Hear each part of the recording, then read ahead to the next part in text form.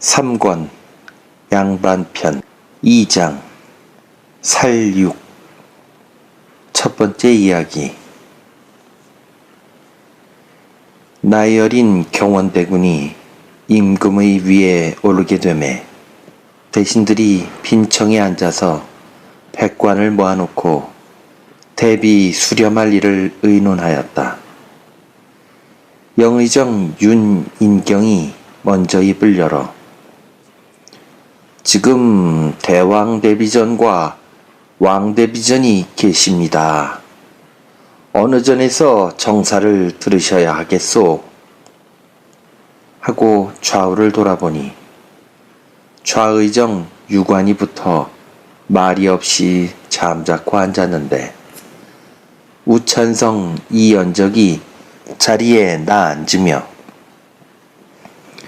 모자분이 같이 정사를 듣는 것은 옛 전례가 있지만은 어디 수수간에 자리를 같이 하는 법이 있겠습니까? 하고 말하여 마침내 다른 의론이 없어 대왕배비가 수렴 청정할 것을 작정하고 대신들이 서계를 올리었다.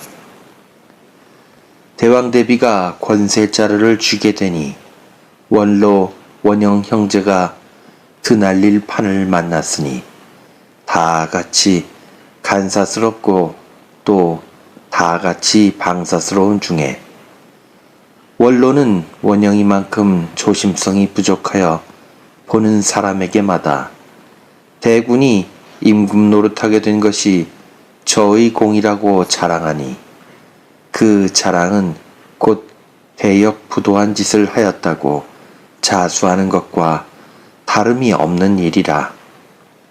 그리하지 않아도 대행왕이 갑자기 승하한 데 대하여 원로의 형제를 치의하는 사람이 많던 터에 원로의 자랑을 이 사람 저 사람이 알게 되자 원로의 살점을 어여서 먹고자 하는 사람이 하나 둘이 아니었다. 대신이야 백관이 빈청에 모이어서 원로를 박살하자고 공론하게 되었는데 전결을 물어가지고 죽이려다가는 일이 덧거치기 쉬우니 먼저 잡아들여 죽이고 뒤에 품하도록 합시다. 하고 의논이 나와서 여러 조신들이 차례로 정승 앞에 나아가 가부를 말하여 가는 중에 공조 참판 이준경이 차례에 나아가서 오늘은 전날과 다릅니다. 대왕대비께서 위에 계신데 그 동기를 함부로 죽일 수가 있습니까? 하고 부타는 의견을 말하니 좌의정 유관이 원로를 살려두면 다른 날은 영감의 걱정거리가 되리다. 하고 미타하게 여기는 기색을 보이었다. 이 준경이 의견을 말하고 돌아 나올 때 여러 사람들의 노려보는 눈이 몸 위에 모이었으나 그는 본체에 만체하고 천천히 걸어서 문 밖으로 나가니 도승지 송인수가 뒤따라 나오며 원길이 하고 차를 불러 이준경이 발을 멈추고 돌아본 즉 송인수는 얼굴에 핏대를 올리고 자네 의론이 사람의 의론인가? 하고 볼매인 말소리로 힐책하였다.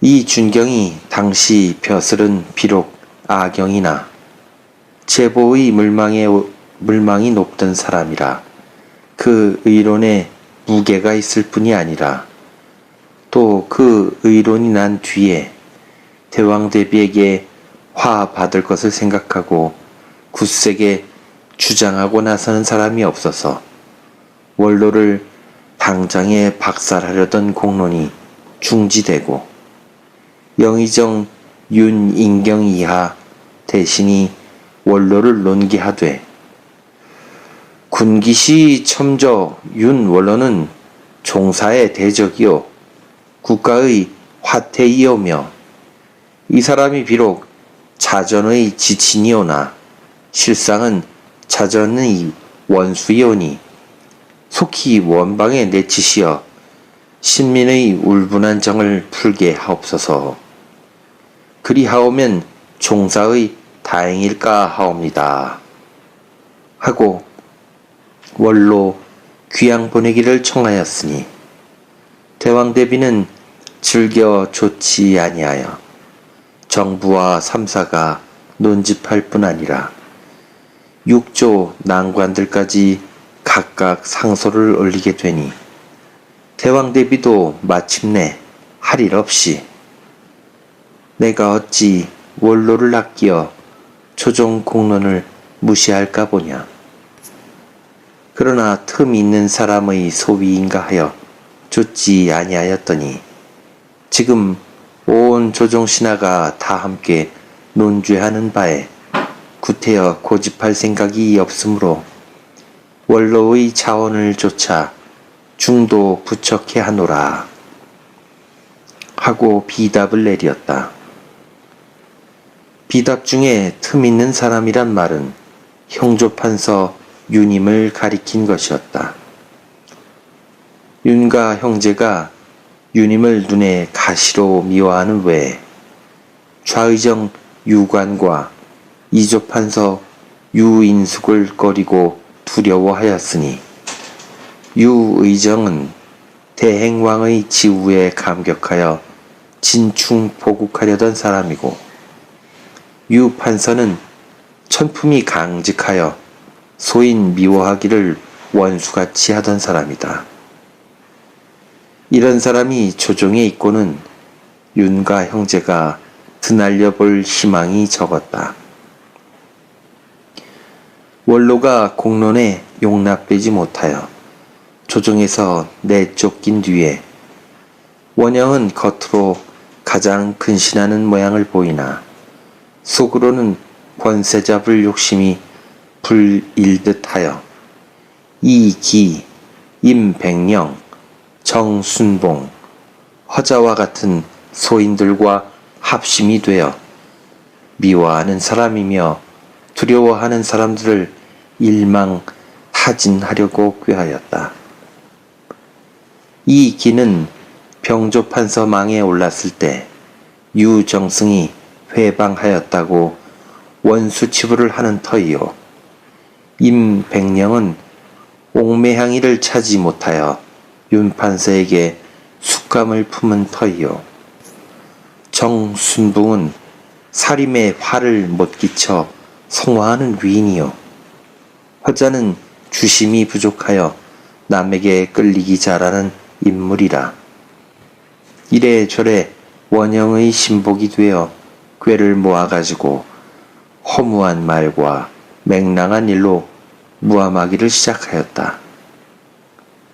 대행왕 상산하던 날 윤임이가 대군 대신에 계림군을 추대하려고 하는데 유관, 유인숙이 찬조하였다고 말을 지어내고 또 윤임이가 왕 대비 박씨께 상서하는 것으로 편지 한 장을 위조하여 원양이가 저의 첩 난정이를 시켜서 대왕 대비의 눈에 보이도록 이를 꾸미었다. 난정이가 대왕 대비 전에 문 안 들어오는 길에 보는 사람이 없는 틈을 타서 그 편지를 내전 마당에 떨어뜨리고 얼마 뒤에 대왕 대비 전 궁인들과 같이 나오다가 편지 떨어뜨린 곳에 가까이 와서 눈이 밝은 채 하고 저것이 무슨 편지 아닙니까? 하고 손가락으로 가리키니 채신없는 젊은 궁인 하나가 글쎄 편지인가 보 하고 대답하며 쪼르르 가서 그 편지를 집어들고 왔다. 어디 좀 봅시다. 상서라고 쓴 글씨가 남필이구려. 누가 떨어뜨렸던지 편지를 심부름시킨 사람이군. 하고 궁인들이 짓거릴 때 난정이가 시침을 떼고 상설하고 섰을 때는 대왕대비전이나 왕대비전에 올리는 편지가 아니겠어요? 하고 편지를 들고 섰던 궁인의 얼굴을 들여다보니 그 궁인이 우리는 상설하고 쓴 편지를 받지 못할 사람이요? 하고 하하 웃었다. 우리 공론하고 뜯어봅시다. 그까짓 것은 뜯어보아 무엇하니? 잘못 뜯어보고 말썽 스나올라. 하고 나이 지긋한 궁인이 뜯어보자는 젊은 궁인을 나무래니 떨어뜨린 편지 뜯어보면 어떻습니까? 말썽스러울 것 같으면 없애버리지요. 하고 난정이가 가로막고 나섰다. 그 편지 사연이 수상스러웠다. 무슨 까닭 있는 편지로구려? 글쎄 말이요. 난정이가 편지를 들여다보는 채 하다가 놀라는 모양으로 여간 까닭 있는 편지가 아닙니다. 대왕 데뷔 전에 보시게 하여야 하겠습니다. 우리 같이 들어가십시다. 하고 편지 가진 궁인의 팔을 이끌었다. 대왕 대비가 궁인이 드리는 편지를 펼쳐보더니 사연도 채 읽기 전에 윤임의 필적이구나 하고 말하니 난정이가 앞으로 나서며 마밖에 없어 필적을 하시면 다시 더 의심할 것이 없는 일이외다. 편지 사연만 보더라도 10중 8구가 그런 듯 하옵니다. 하고 요신을 부려가며 말하였다. 왕 데뷔 전께 윤판서의 편지가 가끔 들어오는 모양이니까 그런지도 모르지요. 사연이 그런 것 같지요. 그러나 사연 중에는 모를 말이 있습디다. 하고 편지 들고 들어온 궁인과 난정이가 서로 이야기하는 것을 대왕대비가 듣고서 가만히들 있거라. 사연을 보면 알지. 하고 편지를 읽기 시작하였다. 근래에 국사가 점점 수상하여지오. 죽을 바를 알지 못하와 주소 눈물로 지내오며 판서도 역시 민망한 생각을 가지었고 대위를 공우에게 옮기려 하와 정승에게까지 통정하였삼나이까. 이처럼 지류하오시면 애매히 죽을 사람이 만싸울 듯하외다. 천자의 원로를 내쫓을 때 5년까지 함께 죄주게 하였던들 인심이 분기되와도 이 지경에는 이르지 않았을 줄로 아뢰옵나이다. 대왕대비가 편지를 접으며 괴악한 것들 어디 보자 하고 혼잣말로 벼르는데 노기가 얼굴에 가득하였다. 난정이가 대왕대비의 기색을 할깃 쳐다보며 기막히는 일도 다 많아. 대체 판서는 누구고 정승은 누구이람? 하고 혼잣말로 말하는 것을 대왕대비가 탄하여 말하듯이 누구가 다 무엇냐? 물을 것도 없이 유인숙이와 유관이겠지.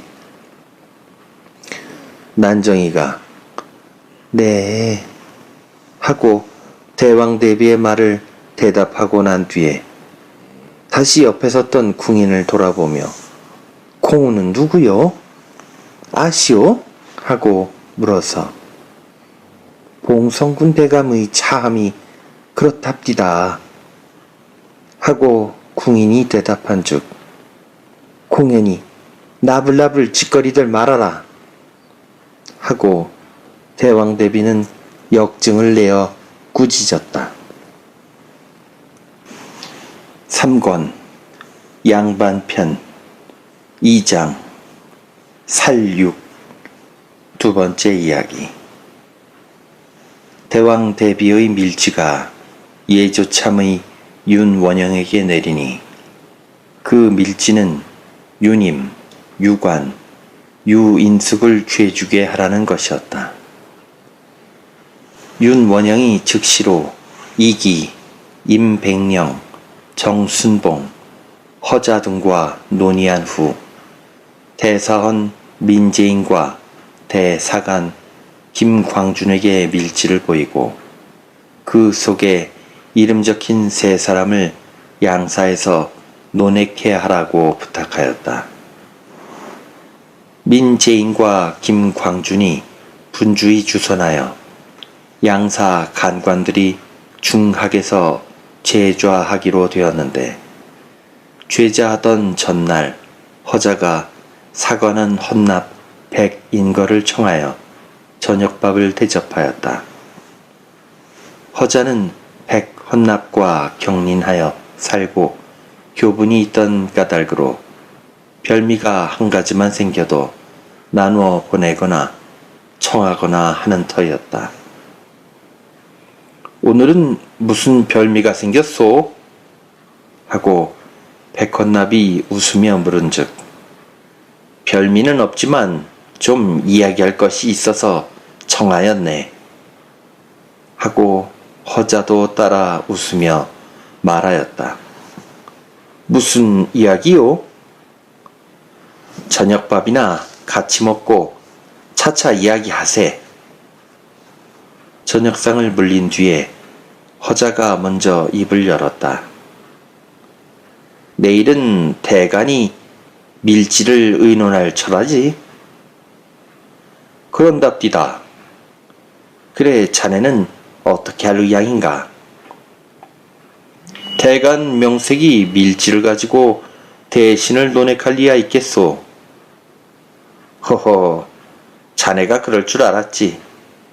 만일에 이번 밀지를 봉행 아니하다가는 대화를 면하기가 어려울 걸세. 자네가 편모시아 아닌가? 또 다르지만 노인을 어떻게 하려고 그렇게 마음을 먹는단 말인가? 몸을 나라에 바친 바에야 어떻게 사정을 다 돌아보겠소? 마음 한번 고쳐먹기에 화, 복이 갈리는 판이니까 다시 생각해 보는 것이 좋을 줄 아네. 다시 생각해 볼 것이 무엇 있소? 화, 복이 갈리는 판이니까 마음을 고쳐먹어 못 쓰지요. 그러면 자네는 죽는 사람일세. 죽을 때 죽는 것이 사람 노릇하는 것인 줄 모르시오? 죽는 것을 싫어하는 것이 사람의 상정일걸? 상정으로 말하면 자고로 충신열사란 것이 날 까닭이 없지요. 그렇기에 사람이 저마다 충신열사가 되기야 어디 그리 쉬운가?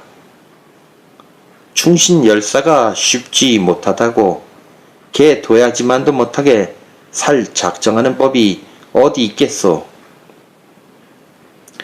허자가 길이 한숨만 쉬며 말이 없으니 백헌납은 나는 가겠소 하고 일어섰다. 허자가 문 밖까지 따라 나와서 백헌납의 손을 잡고 내일이 자네는 군자되고 나는 소인되는 날일세 하고 땅이 꺼지게 한숨을 쉬었다.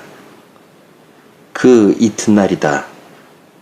중학 앞에 흙의 전배가 뜨며 간관이 와서 대간들이 중학으로 모이었다.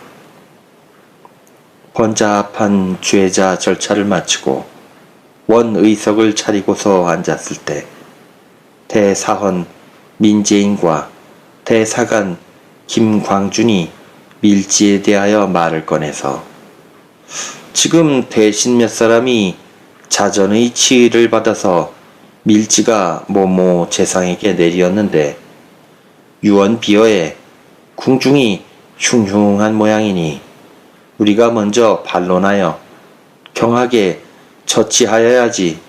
만일 일이 다른 길로 나오게 되면 국가의 대화를 일으킬 것인즉 그 대신들의 죄상이 애매한 것을 우리가 비록 모르는 것이 아니지만 목전의 사태로 보아서 우리는 보고만 있을 일이 아니다 하고 뜻을 둘이 번갈아 설명한즉 여러 사람의 얼굴에 발발한 노기가 나타나더니 일어섰다 앉았다 하기들을 시작하였다.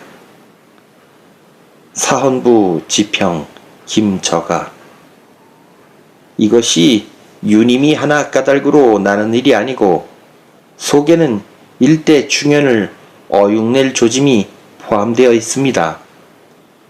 김연년 사화를 말만 하더라도 피가 끓지 않을 수가 없는데 금세 군자로서 남군 심정의 짓을 본받는단 말씀이오니까 하고 강개한 어조로 말한 뒤에 사헌부 집의 송희규는 작은 몸을 꼿꼿이 지세우면서 나는 온몸의 뼈를 바르는 한이 있더라도 쫓을 수 없습니다 하고 민재인의 얼굴을 쳐다보고 사헌부 장령 정희 등은 흰 얼굴에 빗대를 올리면서 조정의 대사를 논핵하는데 밀지를 가지고 한다는 것이 말이 됩니까?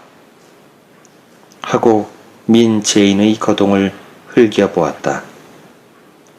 사간운 사간 박광우는 소매를 걷어치며 언성을 높이고 사간운 정원 유희추는 때 묻은 버선바닥을 한 손으로 문지르며 도끼 눈으로 김광준을 노려보고 그 외에 김난상, 이언침, 민기문 같은 대관 관관들이 혹 소리도 지르고 한숨도 쉬는 중에 헌납 백인걸이 간세배가 화단을 일으키려고 꾀하는 모양인즉 우리가 이 일을 발단하는 것은 그 꾀에 빠지는 것이오 하고 김광준의 얼굴을 바라보며 잘라 말하였다. 민재인과 김광준이 여러 대관들을 보고 누누이 이해를 타서 말하였으나 여러 사람들은 점점 더 격앙할 뿐이라 마침내 할 일 없이 회의를 파하고 일어서게 되었다. 대관들이 중학대청에서 회의할 때 임백령의 아우 임구령이가 대청 밑에 엎드려서 누가 무슨 소리 하는 것을 샅샅이 엿들었고 대관들이 흩어져 돌아갈 때 정순붕의 아들 정현이와 정순붕의 사위 이만년이가 그 또래 젊은 것들을 데리고 중학 대문 밖에 숨어 있다가 누가 어디로 가는 것을 각각 보살피었다. 그날 저녁에 김광준이 회의 상황을 이야기하려고 원영에게 와서 본즉 원영이가 임백령, 정순붕, 이기 등과 같이 앉았는데 회의 이야기를 듣기도 전에 민재인까지 끼어들어가며 무능하다고 책망들이 분분하였다. 김광준이 무색하여 돌아간 뒤에 원영의 무리가 밤중까지 공론들을 하고 그 밤에 광화문 앞으로 모여와서 날이 새기를 기다렸다.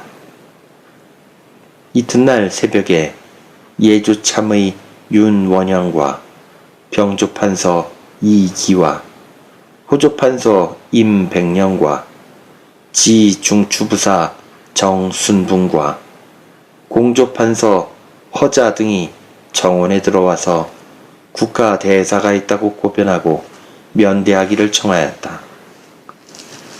어린 왕이 대왕 대비를 모시고 충순당에 출어한 뒤에 이기가 여럿을 대신하여 앞으로 나가서 형조 판사 유님이 오래전부터 다른 뜻을 품 것이 명백한 사실이온데 지금 와서는 수상한 거동이 많쌌고 좌의정 유관과 이조판서 유인숙도 또한 형적이 없지 않사외다 하고 아뢰니 대왕대비가 윤님의 흉계를 품은 것은 미리부터 모른 일이 아니나 큰일에 음모하는 것이 궁중에서 탄로되어 어찌하면 좋을까 하여 근심 중이더니 지금 공론이 나는 것이 실로 천지조종의 도심인 줄로 안다 하고 말씀하고 육경 이상을 불러들여 이 일을 의론하게 하였다. 혹은 죄를 주자고 말하고 혹은 죄를 주지 못한다고 말하여 의론이 분분할 때 정순붕이 앞으로 나서서 유님, 유관, 유인숙의 죄는 제인과 광중이가 논핵하려 하옵다가 하료들이 말을 듣지 아니하와 중지하였다고 하옵니다. 처음에 윤임이 동궁을 보호한다고 하와 대윤, 소윤이란 말이 나게 되었었는데 신민이 봉대하옵는 동궁을 윤임이 홀로 보호할 까닭이 어디 있었사오리까? 윤임 등이 종사를 위태케 하려 꾀아온 것은 현저히 드러나지 아니하였사오나 이미 공론이 난 바에는 경중을 가리어 죄를 주심이 마땅하올 줄로 아옵니다. 하고 아뢰고 난 뒤에 영의정 윤인경이 이미는 수상한 거동이 있었은즉 찬배하옴이 마땅하고 인숙이는 형적이 있다는 물론이 있사온즉 파직하옴이 마땅하고 관이는 그 마음을 알 수 없사온즉 채차하옴이 마땅한 줄로 아옵니다. 하고 구계로 아뢰어서 인경의 말대로 처분이 내리게 되었다.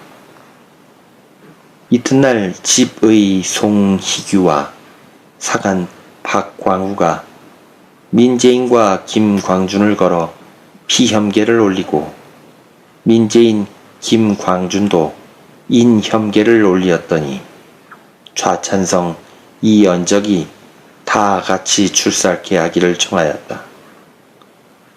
송지부이가 여러 대관들을 보고 원영이가 밀지를 외조에 전파하여 인심을 현란케 하였으니 원영 같은 간신을 첫머리로 탄핵하여 법전의 무서운 것을 알려 주십시다. 그러나 오늘은 이미 늦었으니 내일 다시 모입시다. 하고 말하여 여러 계관들이 모두 물러나가는데 헌납 백인걸이 혼자 뒤에 떨어져 있다가 밤에 독계를 올려서 원영이 국가대사를 광명등대치 못하게 한 것과 제인 광준이 대간의 채통을 잃은 것과 또 송희규, 박광우가 사패만 일삼는 것을 논핵하였다. 대왕대비가 전지를 내리어 백인걸이 정대한 것을 칭타하고 역적을 비호하였으니 먼저 파직한 뒤에 금부에 나수하고 송희규 이하 대가는 파직하라. 하가 또다시 전지를 내리어 윤님은 절도에 안치하고 관과 인숙은 중도에 부처하라 하여 일이 1층 커졌다. 이때 우찬성 권발은 대행왕의 고명을 받은 중신이라 중한 부탁을 돌이켜 생각하고 한번 죽음으로 국운을 갚고자 하여 계사를 초하여 품에 품고 예골하였더니 좌찬성 이연적이 그 계사 초본을 보고 놀라서 과한 말을 다 없이 하였으나 정대한 말이 오히려 간신의 간을 서늘케 할 만하였다. 권찬성이 계사를 올린 뒤에 원영의 무리가 공론한 결과로 정순붕이 상소를 올려 권발의 계사를 반박하였다.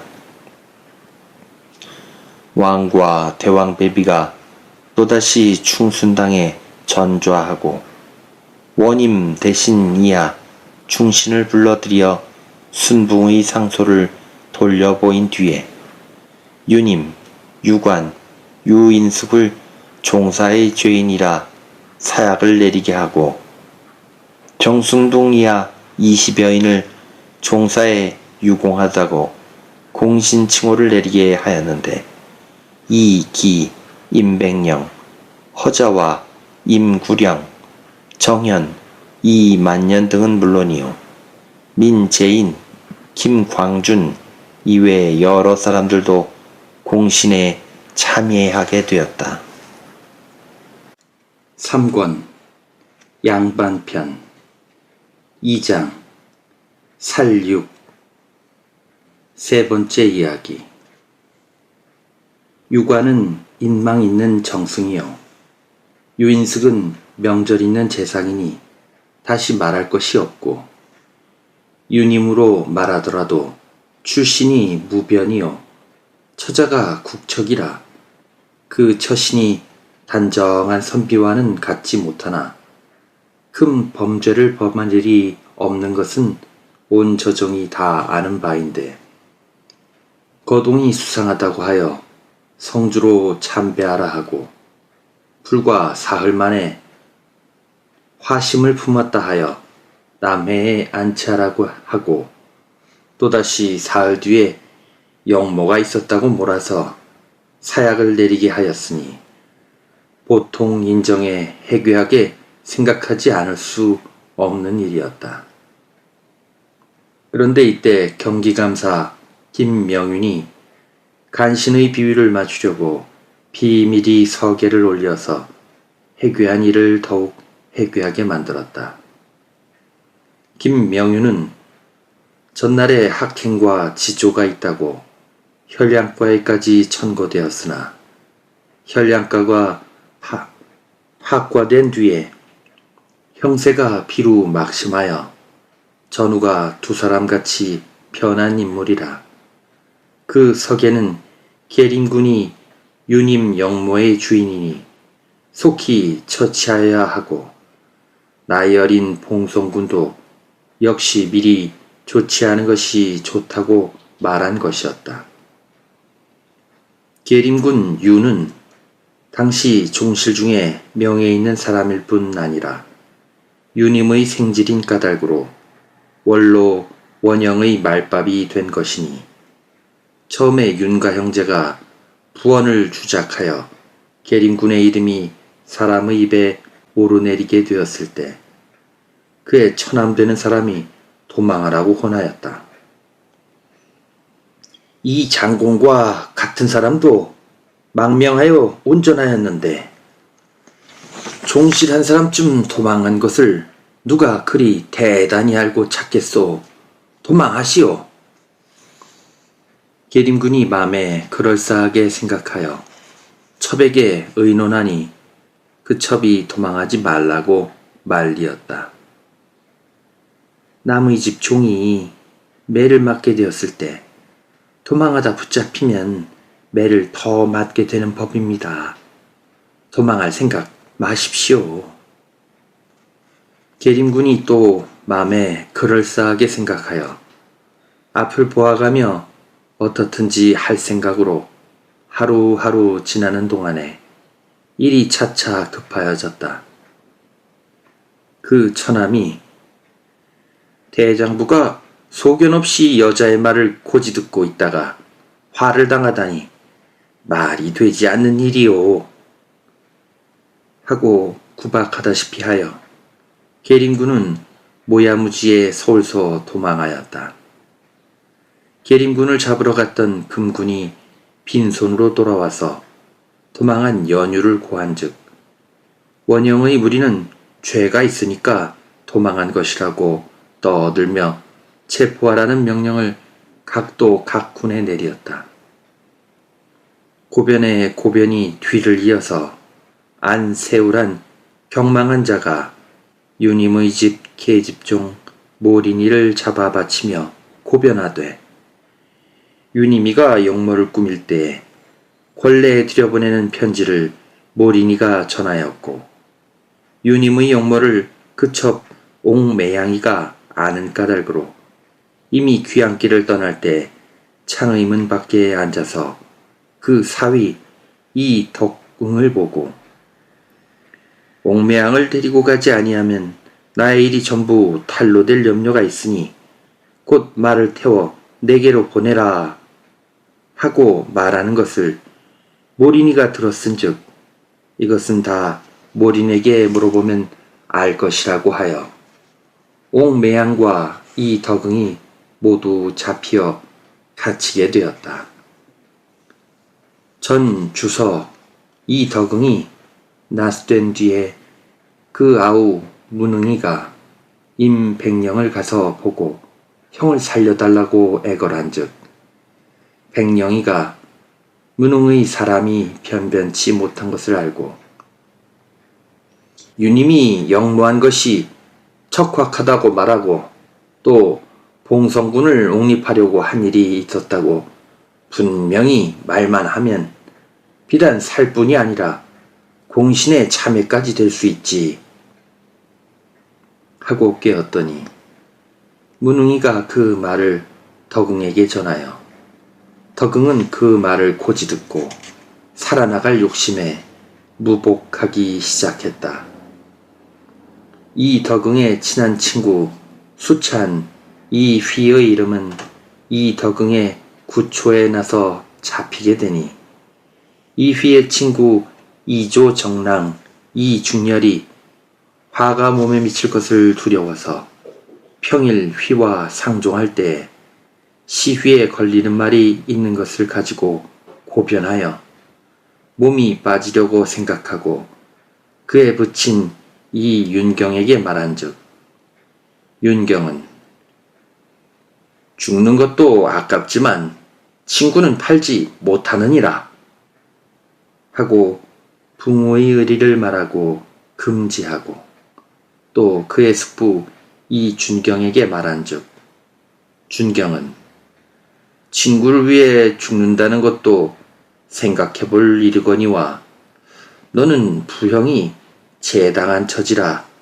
너 한 몸이 아니니 생각하여 하라 하고 문호 보전할 것을 말하여, 이 중렬은 마침내 이휘 고하는 초계를 올렸으나 이 중렬도 역시 잡히어 갇히게 되고, 장령 정희등과 사간 박광우와 그 외에 여러 문신들이 이 덕응의 구초로 잡히고, 화초장이 박수경도 역시 이 덕응의 구초로 잡히어서 허무한 옥사가 나날이 커지었다.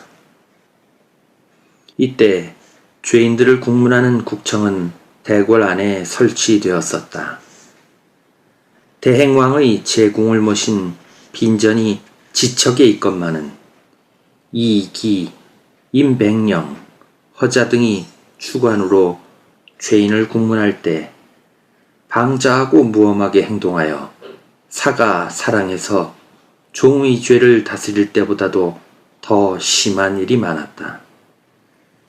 이 기와 허자가 임백령이 국청에 앉아서 위의를 베풀고 모린을 잡아들여 문초를 받는데, 임백령이는 옥매양의 집 뒷문으로 출입할 때 모린에게 신세를 진 사람일 뿐더러 모린의 말대답할 것을 미리 가르쳐준 사람이라 아닌 보살로 틀만 빼고 앉아있고, 또 이 기는 상좌에 잠자코 앉아있어 허자가 말을 묻게 되었다.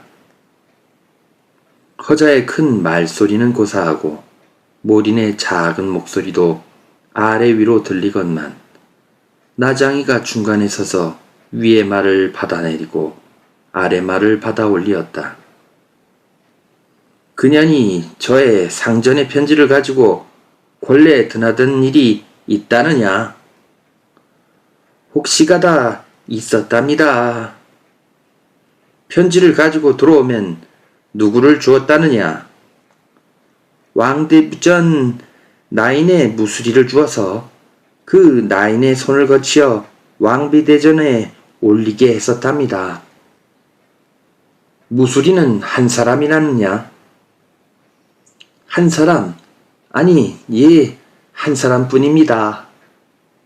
하고 모린이가 말 더듬는 것을 보고 그 말을 받아 올리기도 전에 허자가 기지 말고 바로 아래하라 하고 호령을 내리니 받아내리는 호령바람과 따라 일어나는 긴 대답 서슬에 모린이는 간이 달랑하도록 놀라서 여러 사람이오시다 하고 발발 떨며 대답하였다. 무수리들의 이름은 무엇이라느냐? 이름들은 모른답니다. 이름들을 모르다니 바로 아래거라. 나인 김씨의 무수리, 나인 박씨의 무수리, 나인 오씨의 무수리랍니다. 이 기가 임백령을 돌아보며 나지기 수어를 말하여 임백령이 대왕대비께 그 말을 품하고 나오더니 얼마 안 있다가 왕대비전 전하의 궁인 3사람과 무수리 3사람이 국청으로 잡혀 나왔다. 모란이를 한 옆으로 치워놓고 궁인과 무수리를 국문하게 되었는데 이번에는 주장으로 임백령이 말을 물었다. 모린에게 편지를 받은 일이 있다느냐? 없답니다. 없다니, 없다면 될 것이냐? 차례로 아뢰어라. 6사람 중에 한 궁인이 편지는 대체 무슨 편지 말입니까? 하고 물어서 무슨 편지? 유님이가 왕대비께 올리는 편지 말이야. 하고 임백령이 호령기 있게 말을 내린즉 6사람이 여출 일구로 그런 편지 받은 일이 없습니다. 하고 대답을 올렸다. 임백령이 눈 귀가 셀록하여지며 왕대비전 궁인을 자세하고 기면 될 줄 안다느냐? 하고 다시 언성을 높인즉 옳다고 이빠른 궁인 하나가 대상을 쳐다보며 물 퍼붓듯 말하였다. 우리는 성명이 없는 사람들입니다. 차세가 무슨 차세입니까? 우리더러 차세한다면 2발 가진 사람의 새끼는 그만두고 대청 밑에 쥐새끼나 연못 안에 고기새끼가 모두 다 웃습니다. 방자스러운 년이다. 주둥이를 쥐어 박아라. 한동안 긴 대답 소리가 난 뒤에 그년도로 물어보아라. 모린이가 누구인지도 모른다더냐? 모린이가 유님의 첩 옥매양의 종년인 것은 알지만 모린이에게서 편지받은 일은 꿈에도 없답니다. 사람은 알지만 편지받은 일은 없다. 그년을 잡아뜨리고 가슴을 찢어라. 집장 군사가 형장머리로 궁인의 가슴을 내지르니 궁인은 뒤로 자빠졌다. 자빠진 사람의 가슴을 절구질 하듯이 내리찍는데 구르면 붙잡고 찢고 뒤채면 자빠뜨리고 찢었다. 구르지도 못하고 뒤채지도 못하고 두 손으로 가슴을 가리다가 손의 뼈가 부서졌다. 그 궁인이 눈을 흡뜨고 입으로 피를 토하기 시작한 뒤에 한 옆으로 끌어치우고 다른 궁인을 잡아냈다. 너는 기이지 말고 아뢰렸다. 조금이라도 기일 가망이 어디 있겠습니까? 정말 편지는 받은 일이 없습니다. 내려오는 말 한마디와 올라가는 말 한마디가 끝나자마자 또 가슴에 절구질이 시작되었다. 셋째 궁이는 절구질이 시작되기 전부터 절구질 받고 숨이 그칠 때까지 에구 마마 원통하게 죽습니다. 에구 마마 하고 마마를 부르짖고 통곡하였다. 궁인 세 사람은 그만두고 무수리 세 사람까지도 말 한마디 횡설수설하지 아니하고 가슴에 절구질을 받았다. 임백령이는 문초 받느라고 헛애만 쓰고 나서 이 길을 돌아보며 여선녀의 입에서 말거리 하나 못 잡아내게 되는 것은 의외일이오 하고 말하니 이 기는 손가락을 들어 빈전 있는 방향을 가리키며 덕화라고 할까 하고 빈정대는 구기로 말하는데 허자는 그 말이 옳게 본 말이라는 듯이 고개를 끄덕거리었다. 생떼 같은 사람을 가슴을 지치져서 물고를 올린 뒤에 참새 새끼같이 발발 떠는 모린이를 다시 앞으로 끌어냈다. 이 기가 모린이를 내려다보며 아까 그년들은 하나도 편지 받았다는 말이 없으니 혹시 다른 사람들을 주었느냐? 하고 말을 물으니 모린이는 대답이 없었다. 제가 횡설수설 짓거린 말 몇 마디에 사람 6이 눈앞에서 죽어 나가는 것을 보고 무섭고 두려운 마음이 가슴을 눌러서 입이 저절로 봉하여졌던 것이다. 다른 사람이 또 있다느냐? 그년이 넋이 빠졌느냐? 어째 말이 없느냐? 그년 정신 차리게 귀싸대기를 한 대 때려라. 모린이가 함부로 불어서 애매한 사람들을 죽인 것을 군사 중에 밉게 생각하는 사람이 있어서 그 사람이 큼직한 손바닥에 침을 뱉어가지고 모린의 뺨을 2-3번 연거푸 후려쳤다.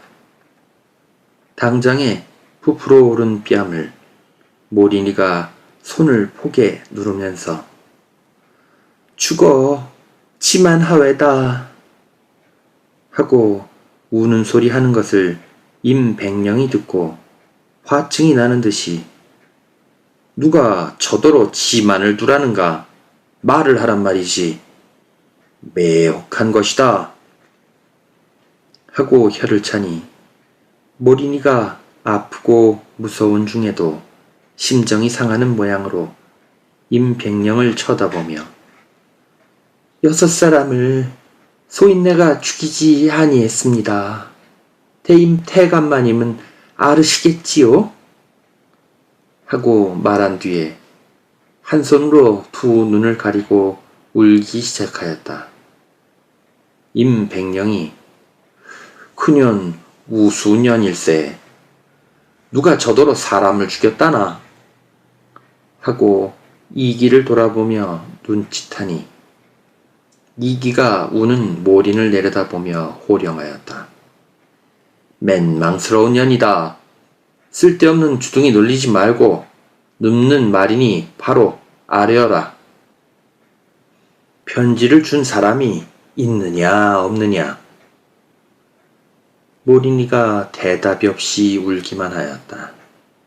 이 기가 전년을 빈전으로 놔보낼까? 하고 나아지기 말하며 웃는데 임백령이 그 말이 무슨 뜻으로 하는 말인지를 몰라서 왜요? 하고 물은즉 곡을 잘하니 말이야 하고 이기는 임백령 허자와 같이 웃었다.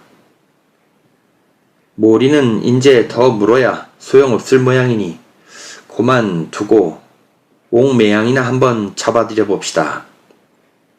하고 허자가 먼저 웃음을 거두니 이기가 고개를 끄덕이고 모리는 한 옆으로 끌어내어 두고 금부에 가서 옥매양을 잡아 올리라고 나장에게 분부하였다. 3권 양반편 2장 살육 네 번째 이야기. 옥매양은 나이 벌써 30이 가까워졌으나 당대 일색으로 이름이 높던 계집이니만큼 그 자색이 아직도 사람을 놀래일 만하였다. 키가 크도 작도 아니한 맨들이 있는 계집 사람이 나장들에게 붙들려 들어오는데 애써 몸을 가누려고 하지 않는 것이 봄날 낮잠 자고 일어난 뒤 맥이 풀리어서 계집종에게 의지하는 태와 방사하였다. 모양 없이 틀어 꽂은 머리가 기름 바른 것 같이 윤이 나고 분세수 아니한 본 얼굴이 눈같이 희었다. 대상대하의 여러 눈이 모두 한 곳으로 쏠리는데 그곳에는 옥매양을 쪼그려 앉히었다. 이 기는 노안을 씻고 이윽히 내려다보다가 참말로 일색이군 하고 칭찬하고 허자는 임백령을 돌아보면서 저 사람은 온전하게 대감께로 보내드려야지 하고 웃었다. 이기가 옥매양이 듣거라. 내가 유님의 음모를 아는 대로 바로 고하여야지. 만일 일호라도 기이는 일이 있으면 중한 죄를 당하리라 하고 으름장 놓고 나서 말을 묻기 시작하였다. 윤님이가 음모할 때 누구와 같이 하였더냐? 그 아들 흥의와 그 사위 이덕은과 같이 수군거리는 것을 본 일이 있습니다. 옥매양의 아리따운 목소리에 나장이가 정신을 잃고 서 있다가 무료한 것을 감추려고 고만이야?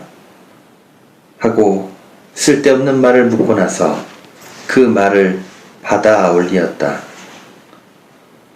계림군을 세운다고 하더냐 봉성군을 세운다고 하더냐. 계림군은 동군과 같이 자기의 생질이라 두말할 것이 없이 좋지만은 동군보다 14살이나 손위니까 나이가 알맞지 못하다고 괴탄하는 것을 들은 적이 있답니다. 유관이나 유인숙하고 서로 의논하는 것을 본 일이 있다느냐? 서로 의논하는 것을 본 일은 없지만은 유정승이나 유판서에게서 편지가 오면 꼭 남몰래 보고 불에 집어넣더랍니다. 윤임이가 흥이나 덕응이를 데리고 의논할 때 말 참례라도 한 일이 있었다더냐.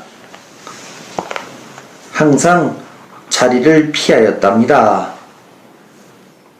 자리를 피하였다면 말은 어떻게 들었을꼬? 의논이 하도 잦으니까 간간히 엿들을 수 있었답니다. 미간 찌푸리고 앉았는 임백령을 허자가 손으로 건드리며 대감, 너무 걱정 마시오. 잠시라도 보기 애처롭소? 하고 하하 웃었다.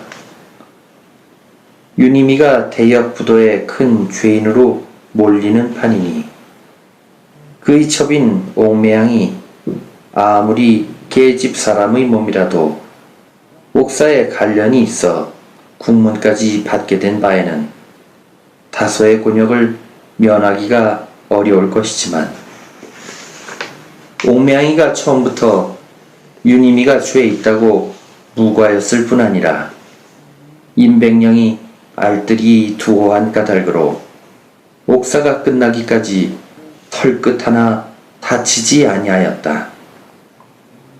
옥매양이 임백령의 첩으로 들어가고 몰인이 송양하여 나간 것은 모두 뒷날 이야기고 몰인과 옥매양이 국문을 당하던 이튿날 이덕웅 구초에 오른 사람들을 잡아들여 국문하게 되었는데 이날은 대왕대비가 국청에 나와 앉아 친국하는 위의를 차리었었다. 이날 친국에 형장질이 심하여서 장하에 죽어나가는 사람들이 하나둘이 아니었으나 끝끝내 씩씩하게 꿋꿋하기로는 장령, 정희 등이 제일이었다. 정장령은 옥사가 벌어지기 전에 우연히 낙마하여 중상을 당하고 집에 누워 있었는데 어느 날 밤에 윤원영이에게 친근히 다니는 사람이 원영의 편지를 가지고 와서 편지 보시면 아시겠지만 지금 화색이 박도하셨다고 윤참판이 매우 걱정하십디다. 정장령의 대답이 없는 것을 보고 그 사람이 다시 구변을 다하여 윤참판이 평소에 남달리 흠양한 까닭에 지금 대단히 걱정합디다. 대체로 못인 것도 좋지만 둥글게 화를 면하여야 하지 않겠습니까? 대장부란 능강능유하여서 강할 때는 강하고 유할 때는 유하여야 하지 않겠습니까? 윤참판과 조만히 말씀하다 온 길이 올시다. 우선 그 편지를 보시지요. 정장령이 받아놓은 편지를 집어들더니 겉봉도 듣지 않고 찢으면서 언평의 편지가 불가시 동사하잔 말이겠지. 사람이 죽고 사는 것도 중하지만 고든 길로 죽을 망정 굽은 길로 사는 법이 없으니 하고 허허 웃으니 그 사람이 무색하여 다시 두말 못하고 돌아갔다. 원영이 정장령을 깊이 미워하여 이기등을 시켜서 백단으로 모함하는데 중학회의 끝난 뒤에 정희등은 소격동 유관에게로 가고 박광우는 장의동 유님에게로 갔으니 가서 의논들 한 일은 곧 영모인 것이라고 몰아서 단련하기 시작하였다. 박광우는 형장이 정강이에 떨어질 때마다 애구 애구 소리를 지르는데 정희등은 무릎이 부서지도록 아프단 말 한마디가 없었다. 정희등이 연 3차 국문을 당하는데 꿀려 들어갈 때와 끌려 나올 때 반드시 빈전을 향하여 부복하되 자기가 혼자서 운신하지 못하게 된 뒤로는 군사들에게 부축하여 달라고 청하여서 한 번도 궐한 일이 없었다. 이기가 이것을 보고 눈을 부릅뜨며 꾸짖는 말이 홀령이 구현하실 줄로 아느냐? 헛소리하지 마라. 임백령, 허자, 정순분 같은 위인들은 이기와 같이 정의 등을 웃었지만 금이부사와 금부나졸은 뒤에서 정장령 나으리같이 모진 양반은 처음 보았다. 정장령 나으리같이 갸륵한 양반은 보기 어렵다. 하고 칭찬들을 분분하였다. 박광우가 형장 아래에서 기절하였다. 그가 새벽에 깨어난 뒤에 정장령을 돌아보며 이야기하였다. 어제 대비가 위에 계시기에 소리를 지르지 아니한다는 것이 아픈 것을 참지 못하여 소리를 지르게 되었네. 형장이라고 넓적다리보다 굵으니 사람이 배견할 수가 있든가. 자네는 어쩌면 그렇게 모질겠으리 아프단 소리 한마디를 아니하나? 정강이나 무릎에 형장이 떨어지면 누구는 아니 아프겠나.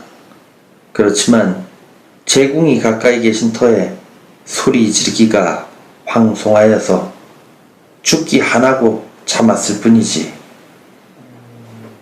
나는 미처 그 생각을 못하였네. 자네 같은 사람은 따를 수가 없네.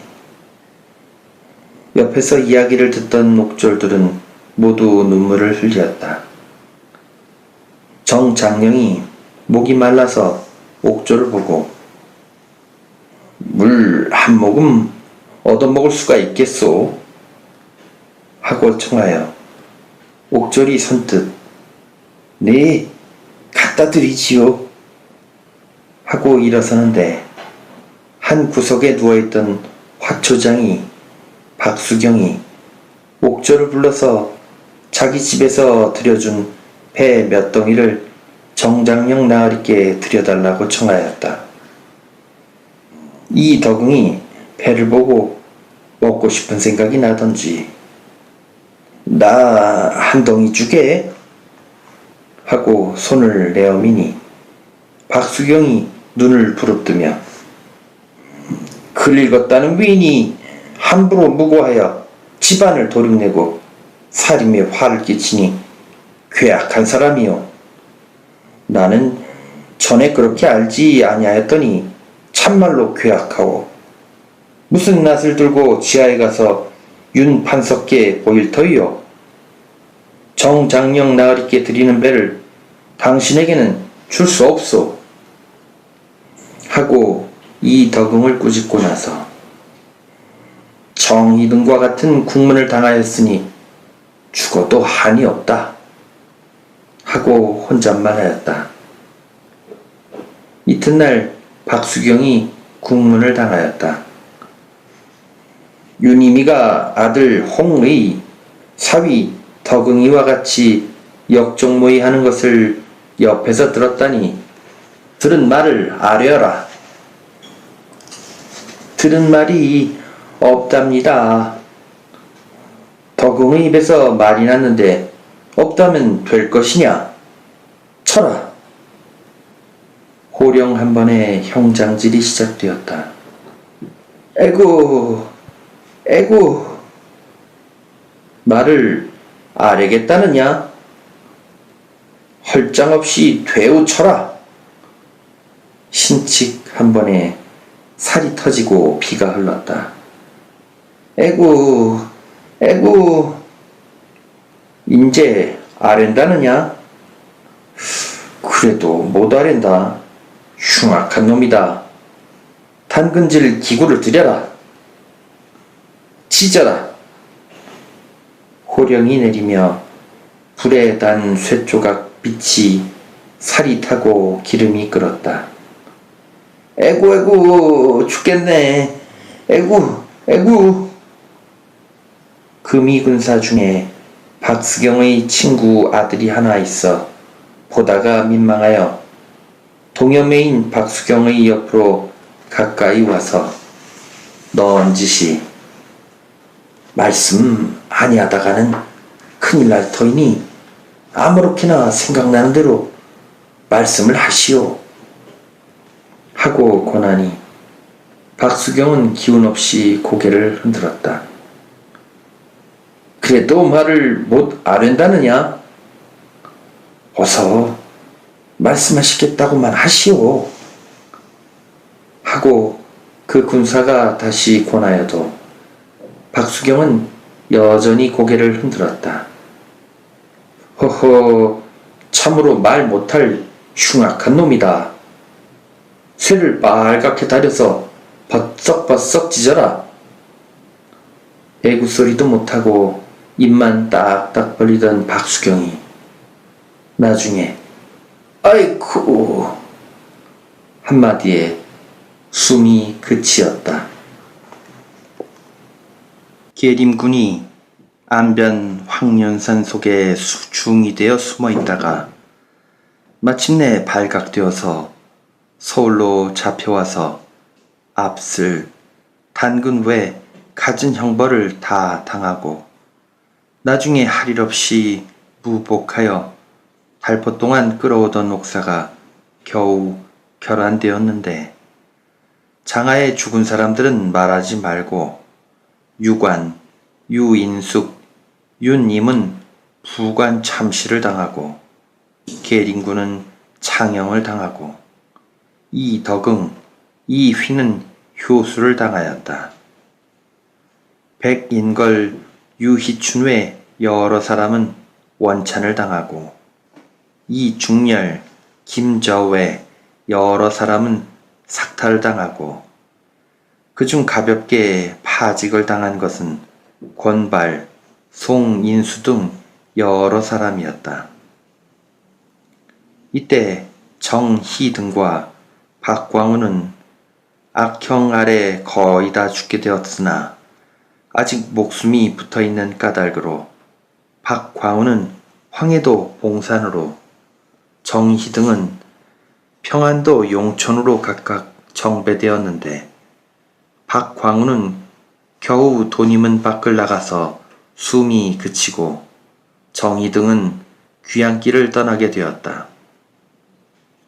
정희 등의 어머니가 아들의 뒤를 쫓아 중로에와 만나서 모자 서로 안고 통곡하는데 압송도사도 사람이라 억지로 금하려 하지 아니하였다. 어머니께는 불효 막심합니다.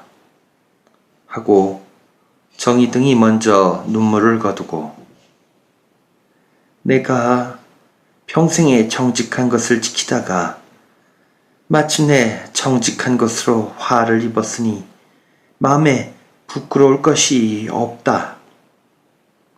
하고 그 어머니도 아들을 따라 눈물을 씻었다. 정희 등이 그 어머니를 만나보던 날 세상을 버리었는데 죽은 얼굴에는 다시 여한이 없는 것 같이 웃음까지 떠돌았다. 그 어머니가 아들 시체를 앞세우고 서울로 돌아오니 가산 진무를 정몰당한 뒤라 초종을 치를 방책이 없어 과부된 며느리와 아비 잃은 두 손자를 데리고 밤낮 울음으로 지내는 중 어느 날 밤에 서울 선비 몇 사람이 빈소를 찾아와서 무명 300여 척을 주고 가고 장사를 지낼 때에 영남 선비 100여 명이 묘하로 찾아와서 각각 부의를 주고 가서 초종과 졸곡을 치르게 되었다. 그때 그 선비들의 성명을 물어보기는 하였으나 한 사람도 말하는 사람이 없으니 정희 등 상사에 부여했다는 것만 가지고도 고변하는 사람이 있으면 정희 등의 동료로 몰려서 죽거나 귀양을 가거나 할 펀이라 이름을 대어주기 어려웠던 것이다. 무명을 가지고 갔던 선비 중에 삼형제에 같이 간 사람이 있었으니 이 삼형제는 김덕수와 김덕순과 덕무이였다. 김덕순은 의기를 참지 못하여 아들 둘을 데리고 가기는 갔지만은 갔다 온 뒤에 혹 말이 날까 보아서 아무리 친한 사람에게라도 이야기한 일이 없었지만 덕수는 형의 부탁이 있는 것을 불구하고 한 사람에게 이야기하게 되었다. 이때 이 기는 70 늙으니라 무엇을 구할 것이 없으련만 대왕 대비께 아첨하는 품이 임백령이나 정순봉보다 조금이라도 더하면 더하지 덜하지 아니하였다. 이 기가 대왕 대비의 비위를 맞추려고 말씀아뢰기를 대행왕은 즉위한 뒤 1년이 못된 임금이라 대왕의 예를 쓸 것이 없으니 5달을 기다리지 말고 곧 인산을 지내자고 하여 대왕 대비가 마땅히 여기고 원형의 무리가 옳다고 떠들어서 10월 보름께 인산을 지내기로 작정되었다. 처음에 병조 정랑 장황이 상소하여 무고히 갈장하는 것이 예법이 아니라고 다투고 다음에 예문관 검열 윤결이 상소하여 대행대왕의 신하는 오직 정황이 한 사람뿐이라고 정랑을 칭찬하고 나중에 태학 유생들이 상소로 갈장 주장한 대신들의 죄를 의논하였다. 그러나 이 상소들은 모두 비답이 내리지 아니하였다. 3권 양반편 2장 살육 5번째 이야기. 양주 도리가 인산을 구경하려고 아들, 딸 사위할 것 없이 집안 식구들 통 이끌고 서울로 올라와서 희화문한 김덕순에게서 2, 3일 동안 묵색이었다. 김덕순이가 도리부자와 같이 앉았을 때다. 도리가 이번 인산이 어찌하여 빨라졌는가 물어서 김덕순이는 이기무리의 비열하고 괴악한 것을 대강 이야기하여 들리고 나서 나는 남곤 심정이를 천하에 다시 없는 극악 대대로 알았더니 그보다 더 고얀 놈들이야 하고 한숨을 쉬었다. 걱정이가 여보, 당신 말을 듣더라도 대비인가 무엇이 제일로 고약하오. 나머지 것들은 졸개 아니겠소. 하고 말하니 도리가 이 자식아 제발 말 좀 마구 마라. 하고 곧 저 자식은 저게 병이요. 하고 덕순을 돌아보았다. 임금 잔사는 5달 장사고 자고로 정한 법인데 그놈들이 함부로 길장을 하는구려. 하고 도리가 예법을 아는 채 한즉 덕순이는 그렇소 하고 고개를 끄덕이고 꺽정이는 잘난 장수달수가 좋은 임금을 납비 대접하는 것이 망할 연놈들의 심사지 5달이고 넉 달이고 그거야 실상 무엇이 대단하오? 하고 탄호고 나섰다. 예법을 당초에 모르는 자식이라 할 수가 없어. 예법이니 무엇이니 그런 것만 가지고 떠들기 때문에 세상이 망해요. 누가 세상이 망한다더냐? 이 세상이 망한 세상이 아니고 무엇이오? 공연히 죄 없는 사람만 죽여내고. 그러니 너도 고이 죽을라거든 가만히 닥치고 있어. 부자 말다툼하는 것을 덕순이가 듣고 있다가 그렇게 하다가는 부자간에 주먹 다짐이 나겠네.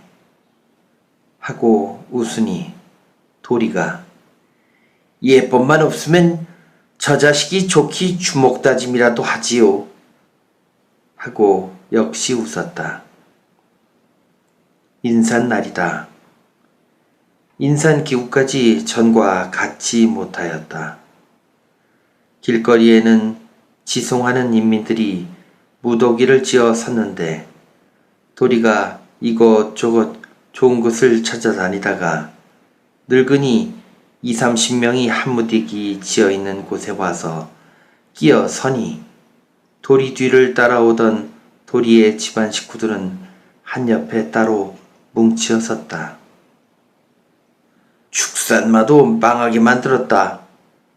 속에 있는 채를 모두 보이네 그려. 늘 역사도 말이 아니라대. 요전 인산에 되면 기구가 절반도 못 되네. 이런 초라한 인산이 어디 또 있겠나? 쉬! 사셔서 고생하던 양반이 돌아가셔도 한번 호강을 못 해보니 가엾지 아니한가. 아따 쉬! 통곡할 노릇이야. 잘못 통곡하다가는 금부로 잡혀가네.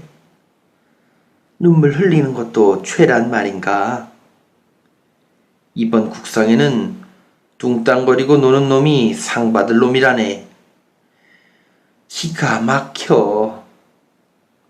하고 늙은이들이 짓거리다가 한 늙은이가 저기 대여가 납시네. 하고 말하여 일제히 대여 오는 것을 바라보는데 그 눈에는 모두 눈물이 어리었다. 도리가 다른 사람과 같이 바라보고 있던 중에 홀저 돌아간 임금이 몹시 가엾게 생각되어 앞으로 지나가는 대여를 향하여 절하며 곡소리를 내니 여러 늙은이가 누기시키는 것 같이 모두 일제히 엎드려 통곡하였다. 인산에 따라가던 사관이 이것을 보고 발이 나던 날 늙은 백성 30여 명이 통곡하며 지송하였다. 라는 뜻을 사초에 적어 올리었다. 6, 7년 동안 내려오며 연년이 흉년이 든 그새 이해 가을에 늦장마가 심하여서 곡식이 많이 물러서 주저앉고 또 곡수머리에 연일 바람이 불어서 주저앉지 않은 것도 실염이 못 되었다. 전에 없는 큰 실련이라 배 줄인 까마귀 뒷곡간을 기웅거린다는 말이 동요가 되다시피 하였다. 사람은 고사하고 까마까치까지도 먹을 것이 없어서 인분이나마 먹어보려고 뒷간에 와서 기웃거린즉 인분까지 없어서 뒷간이 비었다는 말이니 이 말이 거의 사실이나 다름없었다. 양반은 편지로 살고 아전은 포음으로 살고 기생은 웃음으로 살지만은 가난한 백성들은 도적질 아니하고 거지짓 아니하면 굶어 죽을 수밖에 없었다. 도적으로 뛰어나와서 재물 가진 사람을 죽여내고 거지가 되어 나와서 밥술 먹는 집에 들산대기도 하지만은 북망산에는 굶어 죽은 송장이 늘비하였다. 이와 같은 흉악한 살련에 갸륵한 상감이 수상하게 돌아갔다. 득세한 간신들이 사륙을 몹시 한다. 이것저것이 겹치고 덮치어서 서울 사람은 서울 인심이 송구하다고 시골로 내려가고 시골 사람은 시골 인심이 소란하다고 서울로 올라왔다. 인산전에 김덕수가 양근 미원으로 낙항하려고 아우들과 의논한 일이 있었는데, 그때 덕순이가 처음에는 인심 소란하기는 시골 서울 일반인이 서울서 그대로 지냅시다 하고 낙향하지 말자고 말하였으나, 일반이면 시골로 가자. 우리는 경궁지조가 되어서 서울 사는 제일로 옥사의 마음이 송구하다 하는 형의 말을 억지로 우기기 어려울 뿐 아니라, 서울 떠나는 것을 좋게 여기는 노인 어머니 의향을 어기지 못하여 나중에 형제 다같이 낙향하기로 작정하였다. 인산 이튿날 도리 식구가 양주로 내려갈 때 꺽정이는 덕순 형제의 집 이사를 도와준다고 서울에 떨어졌다. 덕순은 먼저 양근으로 내려가고, 덕순이가 덕무를 데리고 세간을 수습하느라고 큰 집에 가서 많이 있게 되었는데, 어느 날 밤에 혜화문 안집에 와서 꺽정이와 같이 자며 서로 이야기하였다. 떠나실 때 집들은 다 어떻게 하실라오? 큰 집은 하인들에게 맡기고 아우의 집은 팔기로 하였지만 이 집은 어떻게 할 작정이 없다. 그러면 이 집은 내가 올라와 살까요? 좋지. 그렇지만 올라와서 살 수 있겠니? 장난해 말이오. 누가 귀찮게 살림하고 살겠어. 얹혀 먹는 것이 편하지. 너는 생전 살림 아니 할 약정이냐? 너의 아버지도 늙은이니 얼마 아니 가서 부주간을 내게 맡길라. 우스운 소리 마시오. 내 맡기면 누가 맡소? 부주간이라고 아니 맡아? 당신도 꽤 남의 속을 모르는구려. 내가 부모의 철량을 맡는다면 고대 광실보다는 부주관을 맡겠소. 고대 광실 무엇하오? 부주관에는 피나 있지만. 예, 쓸데없는 소리 그만두고 이 집을 어떻게 하면 좋겠나 말이나 해라. 팔지도 못하고 맡길 만한 사람도 없고 비워둔단 말이냐 어떻게 한단 말이냐. 비워야 둘 수 있어. 그래도 맡길 만한 사람을 생각해 보시오. 글쎄 어디 있다고? 하고 덕순이가 한동안 고개를 비틀고 있다가 갑자기 손뼉을 치며 남에게 좋은 일 삼아 맡길 때가 있다 말하고, 정장령이 죽은 뒤에 양대 과부가 적시를 놓고 염습할 도리가 없었는데, 자기 형제가 이 말을 듣고서 비밀이 몇 사람과 의논하여 무명 몇 동을 갖다 주었다고 이야기하고, 그 다음에 그 가족이 지금 올 때 갈 데 없이 되었으니 이 집을 맡겨 두자고 말하였다. 과부들이 어린아이들을 데리고 집이 있다고 어떻게 사오? 집도 철도 없는 것보다는 낫지 않겠니? 그건 그렇지요. 남의 일가지라도 해주고 살겠지 뭐. 아무리나 그렇게 합시다. 하고 꺽정이도 덕순의 말에 찬동하였다. 덕순이가 양근으로 떠나가던 첫날 밤에 꺽정이와 같이 정장령 가족이 겹방살이하는 집을 찾아가서 부인들이 의심하지 아니하도록 사연을 꾸미어 이야기하고 그날 밤으로 이사하여 주었다. 정장령의 가족은 굶으며 먹으며 목숨만을 간신히 부지한 터인데 난 모르는 두 사람의 덕에 집을 옮겨 와서 본즉 광에는 곡식섬이 있고 부엌에는 나무찜이 있고 살림 재구는 없는 것이 없었다. 정장령의 모친이 이것도 구경은 죽은 사람의 덕이다 하고 눈물을 흘리니 정장령의 부인이 그렇습죠. 그렇지만 은인의 성씨나 알았다면 저것들 형제자란 뒤에 일러줄 터인데 하고 두 아이를 가리키며 역시 눈물을 흘리었다. 3권 양반편 2장 살육 6번째 이야기.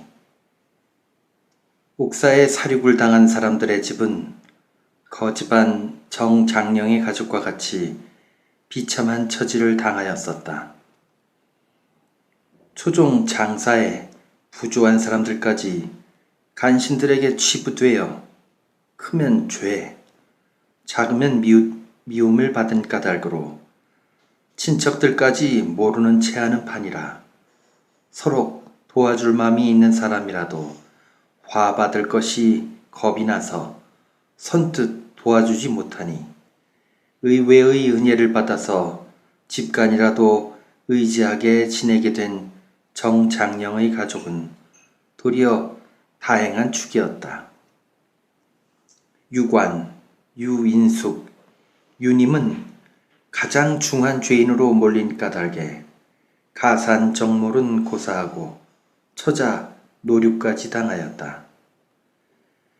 유관의 집은 양자한 아들이 연좌로 죽은 뒤에 홀로 된 며느리 한 사람이 남아서 부자의 유해를 선영에 감장하였고 유인숙의 집은 아들 사형제가 함께 죽고 오직 출가 아니한 딸 하나만 남았고 윤임의 집은 둘째 아들 홍이와 셋째 아들 홍례가 장하에서 맞아 죽고 맏아들 흥인이 뒤에 유를 당하였으나 끝의 아들 홍충만은 나이 어려 죽지 아니하였다. 처첩은 관비 박히고 노비는 몰수당하여 사람도 없어지고 집도 없어지고 또 가산도 없어져서 엊그제까지 기계 있게 살던 대가가 일조에 형제없이 되기는 피차 일반이지만 윤 판서집은 유 정승집이나 유 판서집에 비하면 다같이 망하는 중에서는 여지가 있었다. 첫째 흥충이 살아난 것이 뒤끝 있는 일이고 파원부원군 윤여필이 그때까지 생존하여서 아들의 죄로 관직은 삭탈당하였으나 대왕 대비의 특별한 처분으로 녹을 종신토록 받게 되었으니 의식 걱정이 없고 그 외에 화초장이 홍인서가 구의를 저버리지 않고 매사를 지상으로 돌봐주어서 불편한 일이 적었다. 윤 판서와 한 동리에 살던 임동지는 옥사가 일어난 뒤로 화가 자기에까지 미칠까봐 겁이 나서 문을 닫고 들어 앉았었다. 윤 판서가 남의 귀향길을 떠날 때도 가서 보지 못하고 윤 판서가 충주까지 가서 사약을 받았는데 그의 관구를 충주서 운반하여 올 때도 역시 가서 보지 못하고 윤 부원군에게 인사도 한번 가지 못하였다.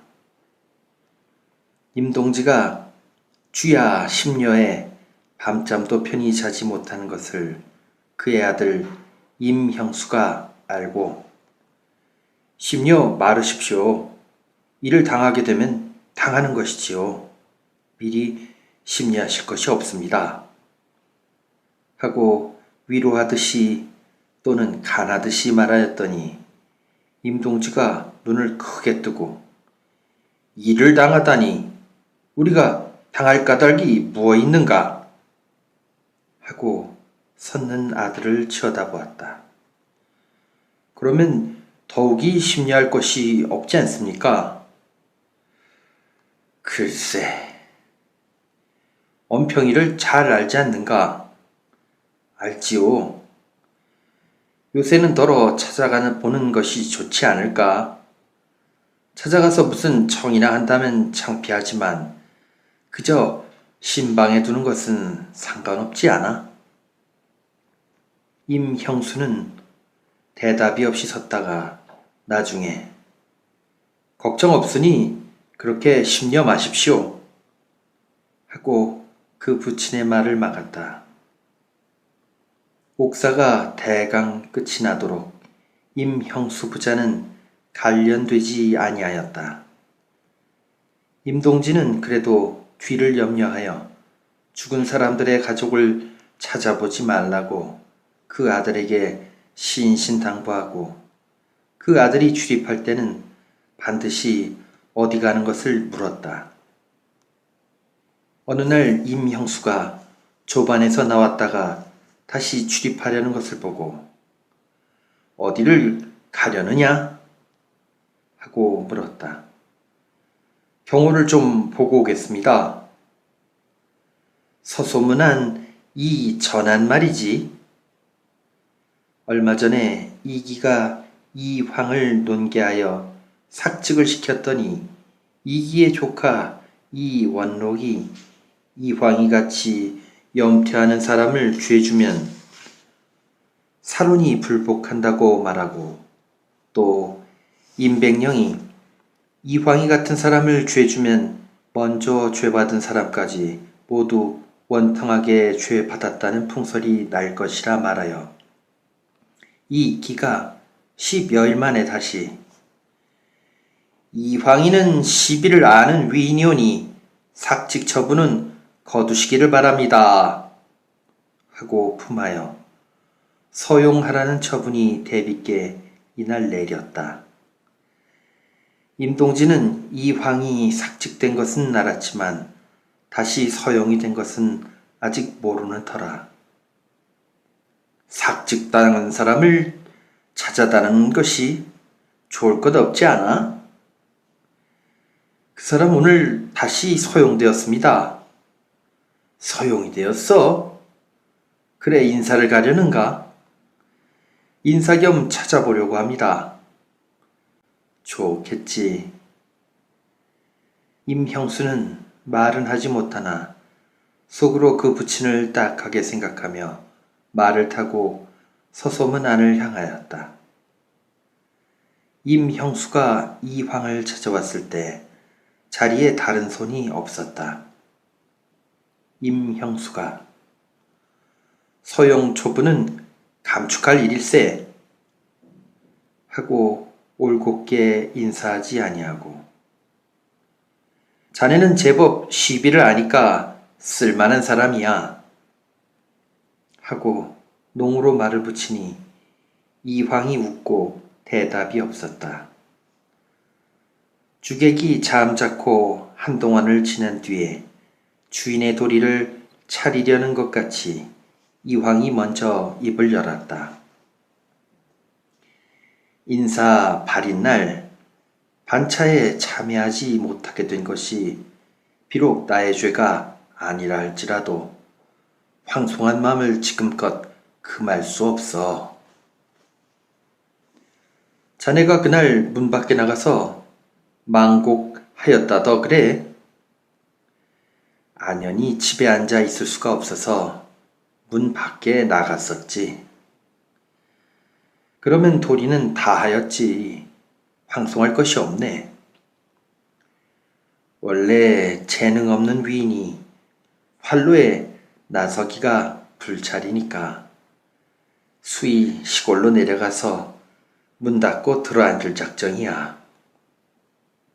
선생이 산중에 들어가 누우시면 불쌍한 창생을 어찌하시렵니까? 하고 이명수가 허허 웃으니 실없는 사람 하고 이황이도 저기 웃었다. 임형수가 홀째 태도를 거만하게 해가지고 위방불입하면 난방불거라는 방자의 뜻을 자네가 알겠나? 하고 어두운 밤의 홍두깨격으로 말을 물으니 이황은 저 사람이 무슨 말을 하려고 저리 하노? 하고 생각하며 임형수의 얼굴을 치어다보았다. 자네가 모르지? 가르쳐 줌세. 그 방자가 이방, 타방이란 방자이지 부모지방이란 방자가 아닐세. 이런 글자 뜻이나 좀 알고서 시골 가든지 아니 가든지를 작정하게. 그렇게 할 말이 아니야. 자네더러 말이지. 나의 위인이 문자에나 유의하면 다소 진취가 있을지도 모르나 당초에 거관 임직할 제목이야 되는가. 자네는 또 조총속이라고 조롱할 터이지만 조총속이가 곧 나의 장기라면 장기대로 힘쓰는 것이 좋지 않겠나. 그래 시골을 가야만 하겠단 말인가? 가는 것이 옳으니까 가야지. 잘들 가네. 유희춘이는 벌써 일전에 떠나갔지. 참, 인중이 떠났단 말을 나도 들었어. 그 사람 떠나는 날 장관이었네. 그 이야기도 들었나? 무슨 장관? 송희규가 술을 가지고 작별하러 나왔대 그려. 그래 그 사람 드우라고 나하고 남문 밖 길가에서 술자리를 벌이지 않았겠나. 그래서 한참 술을 먹는 판에 공신 두 분이 행차를 하셨겠지. 공신이라니 누구 말이야? 제인이하고 광준이하고 동행해서 작별을 나왔어. 그래. 제인이는 잠자코 있었지만 광준이가 잘하는 체하고 하는 말이 너희들이 우리 말만 들었다면 오늘날 이렇게 되지 않았을 것인데 서생이란 할 수 없어. 시무를 알아야지. 하고 틀을 빼지 않겠는가. 송희규가 눈을 동그랗게 뜨고 광준이를 노려보더니 위사공신이 어떠한 훌륭한 공신인데 우리 같은 서생이 감히 참여한단 말이오. 하고 방향부인하게 허허 웃었네 그려. 광준이와 제인이가 얼굴이 빨개지고 말 한마디 못하대 그려. 그것이 무슨 상관이란 말인가. 천장이가 보기는 그렇지 않은 사람이 말조심이 너무 없어 탈이야. 탈은 무슨 탈이란 말인가. 그 꼬마가 그렇게 쾌한 말을 하다니. 사람이란 외모 가지고 알 수 없는 것이야. 이때 부리는 아이가 방으로 들어와서 충청가명에서 하인이 왔다고 말하였다. 이 황의 형 이해는 대사원으로 있어서 이 길을 탄핵할 일이 있는 까닭에 얼마 전에 충청감사로 밀려나가게 되었었다. 이 황이 영창을 열고 가명 하인의 문안을 받은 뒤에 편지를 받아오라고 아이에게 일러서 온 편지를 뜯어보더니 그 미간이 스스로 찌푸러졌다. 무슨 편지인가? 이때껏 잠자코 있던 임형수가 무슨 걱정이 있는가 생각하여 말을 물은 중 아니야. 내가 고향으로 가시자고 형님께 상서를 했더니 평일 공부한 것을 무엇에 쓰려느냐고 형님은 나까지 시골 가지 말라셨네. 하고 이황이는 아직도 찌푸려진 미간을 펴지 못하는데 임형수는 형만한 아우 없다더니 참말이다 하고 손뼉을 치며 웃었다. 그 뒤에 임형수는 제주 목사로 나가게 되었는데 홍문관 부제학이란 좋은 벼슬을 띠고 있던 사람이 수륙 2000리에 제주로 나가는 것은 좌천이라고 말하는 이보다 홀 좋은 귀양살이라고 말하는 것이 도리어 합당하였다.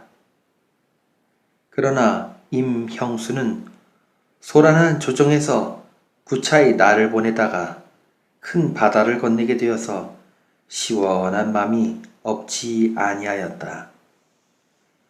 숙배하고 나온 뒤에 제주의 신영 아전은 나주 본집으로 오라고 기별하고 서울 살림 거두어 치울 것을 그 아버지와 같이 의논하였다. 여간 세간 나부랭이는 다 없애버리고 가시지요. 육중한 물건은 못 가지고 가더라도 가벼운 것은 다 가지고 가자. 먼 길에 짐을 끌고 다니기가 거역입니다. 줄 것은 주어 없애고 팔 것은 팔아 없애지요. 그럴 것이 무엇 있어. 어지간한 것은 가지고 가지. 도대체 저에게 맡기십시오. 아무리나 해라.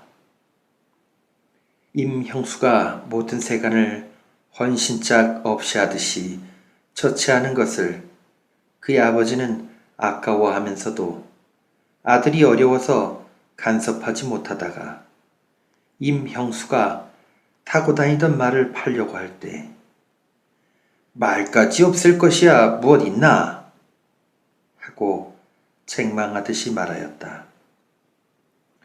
말을 손 놓기가 아깝습니다마는 시골 가서 말은 뭐합니까? 시골서는 말 타면 못 쓰는가?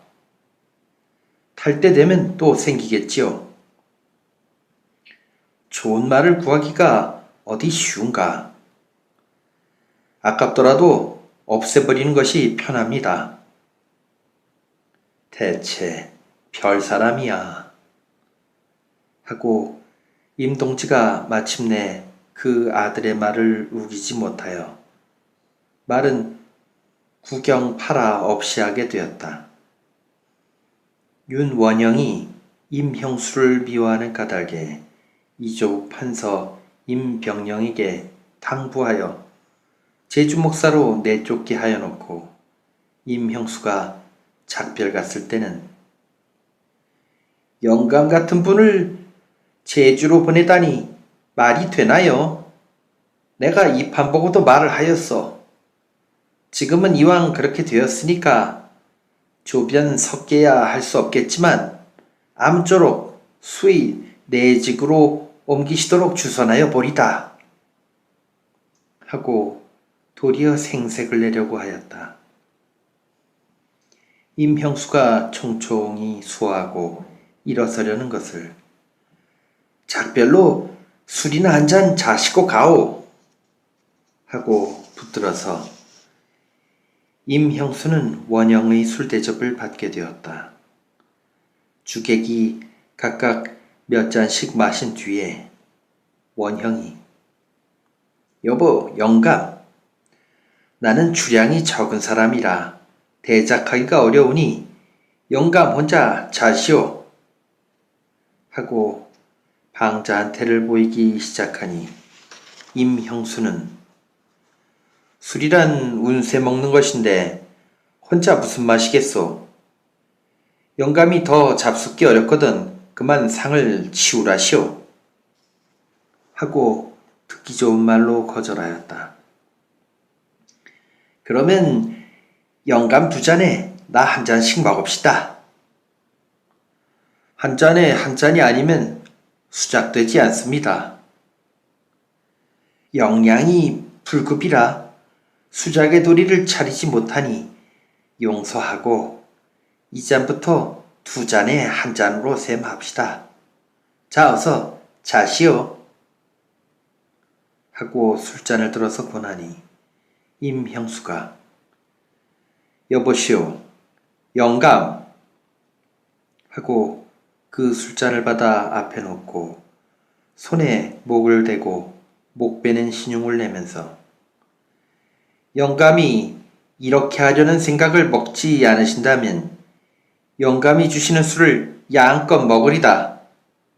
하고 허허 웃으니 원영은 얼굴빛을 붉히고 말을 못하였다. 임형수가 그 아버지를 모시고 나주 집으로 내려가서 있다가 신형 아전들이 나온 뒤에 도임길을 떠나는데 바다에서 풍랑을 만나서 거의 복선이 될 뻔한 일이 있었다. 이때 제주 아전들은 도사하고 뱃사공들까지도 머리를 싸 배 안에 들어앉았는데 임 목사는 혼자서 태연하게 뒷짐을 지고 뱃머리에서 왔다 갔다 하였다. 뱃사공 한 사람이 여봅시오, 영감나리. 이리 들어오시지요. 널쩍머리가 저생이 올시다. 우습게 보시지 마십시오. 하고 위태한 것을 말하니 임 목사가 에이키, 가만히 있거라. 내가 그렇게 허무하게 죽을 사람이냐. 하고 도리어 뱃사공을 꾸짖고 나서 고개를 젖혀들고 허허 웃었다.